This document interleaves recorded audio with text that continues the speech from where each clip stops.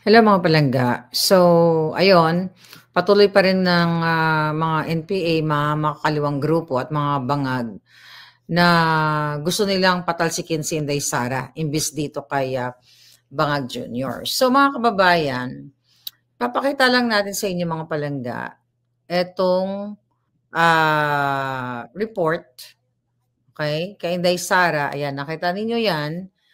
Oha, ayan, mga kababayan. OVP scores unmodified opinion from COA for 2024. Ayan na, published yan July 9.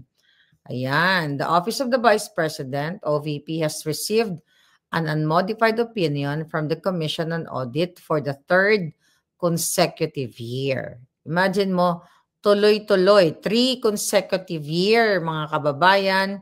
Ang sabi nga dito, in its 2024 annual audit report, the COA stated that the financial statements of Vice President Sara Duterte's office present fairly in all material respects the financial position of OVP as of December 31, 2024. The state auditors also said that the OVP's financial performance, cash flows, changes in net assets, equity, and comparison of budget and actual amounts for the year then ended, and notes to the financial statements, including summary of significant accounting policies, are in accordance with international public sector accounting standards. The OVP, for its part, said that COA unmodified opinion for 2024 highlights its continuing commitment to transparency, accountability, and the judicious use of public funds, as well as compliance with the principles of good governance and sound financial administration upheld by state auditors, mga kababayan. So, nakita ninyo, 3 consecutive years, di ba? So, ano ibig sabihin yan? Ano ba yung sinasabi ng COA na unmodified opinion? Mga kababayan, ito yung sinasabi na lagi natin nababasa sa balita na yung pinakamataas na, kumbaga, na klase ng audit opinion ng rating na binibigay ng COA, okay, ng Commission on Audit sa isang government office. Kumbaga, yung mga reportings nila ay tama. So, ang ibig sabihin nito, yung mga numbers, yung mga gastusin, di ba? Yung kanilang mga financial statements, kung paano sinalansan yung mga gastusin ng opisina, mga kababayan. So, lahat, format, presentation, kumbaga sumusunod nga sila sa accounting rules. Katulad na sinabi ng balitang July, di ba, sa GMA, na sumusunod ang opisina ni Vice President Sara sa International Public Sector Accounting Standard or IPSAS or IPSAS. Okay, ulitin ko, International Public Sector Accounting Standards or IPSAS. So, ibig sabihin, kung sila ay sumusunod ang Office of the Vice President, sa madaling salita, mga kababayan, pulido. Okay? Maayos yung pag-present ng Office of the Vice President na kanilang statements when it comes to mga gastusin na o mga ginastos sa opisina ng Vice President. Kumbaga, transparent.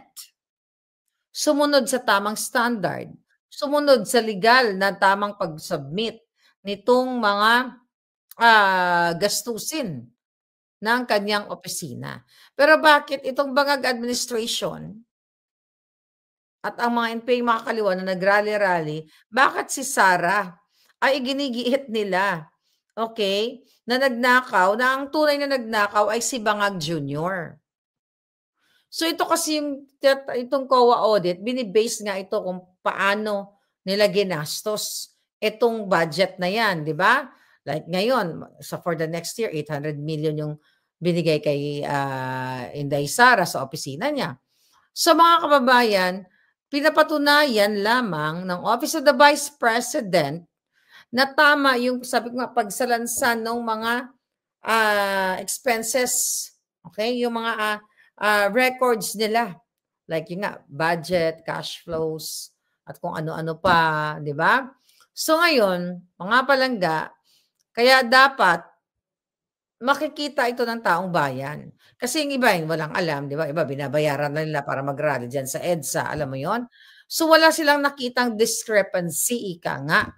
Kasi nakita nila sumunod, maayos yung financial report ng Vice President, mga kababayan, at sumunod nga sa standard, kumbaga. Wala silang nakitang dinoktor katulad ng ibang mga ahensya ng gobyerno na minsan nakikita yung mga pagdoktor, yung mga hindi maipaliwanag, right? Na mga gastusin. Bakit unmodified? Okay? Wala silang sinasabi na may questionable, 'di ba? Wala naman sinabi ang COA na may nakita silang mga overpriced, procurement or vague bidding katulad ng inulat natin kanina sa, DOH, 'di ba? Walang red flags, walang irregularities na sinasabi dun sa report ng COA. 'Di ba?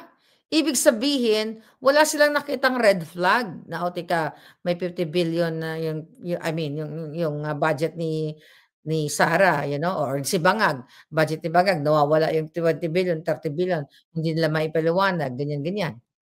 So, dito mo makikita, mga kababayan, na walang I mean, of course, ang audit is hindi perfect, pero during that consecutive years, walang binabanggit ang COA na mayroong what? Na mayroong anomaly. Ang nagbabanggit lang do'n sa confidential funds ni Inday Sara ay ang mga bangag at ang mga makakaliwang grupo, mga dilawan, na korap si Sara, ganyan, ganyan, ganyan. Wala namang sinabi ang COA na may discrepancies. Walang nakitang mga procurement issues, walang nakitang, yung mga red flag nga, mga kababayan. Although siyempre sabi nga natin hindi perfect, pero dapat kung may nakitang discrepancy ang, COA, 'di ba, right there and then dapat nakikita na nila. Pero bakit ginigiit ng bangag administration at ang mga makakaliwang grupo para na si Inday Sara ang panagutin sa kabila ng unmodified opinion ang ginawa ng COA at walang red flags. Pero si Bangag Jr., ayan, si Zaldico nagmumura na, sinasampal na kayo ng katotohanan. Dati nilang kasabwat, dati nga si Zaldico nag-shemenet-shemenet, 'di ba? Pinagbibintangan si Inday na nagnanakaw, pero tingnan mo umamin siya, nag-deliver siya ng pera ng bilyon-bilyon. Walang makita dun sa budget ni Inday na binigay na may, nakaw. Ang meron si Bangag, si Tambaluslos, si Sandro, si Lisa Tanas, na kung saan mga kababayan ay ibinuking na nga ni Zaldico. So eto ang tunay na dapat tutukan natin na hindi tayo basta nagpapaniwala dito sa Bangag administration na wala na nga nakita kay Sara 3 consecutive years, imagine mo, maayos ang kanilang reporting sa kanilang ginasta, sa kanilang, budget sa kanilang opisina. Pero bakit ayaw tigilan ng Bangag administration na ito? Alam niyo na, insecure, okay, at kawatan, 'di ba?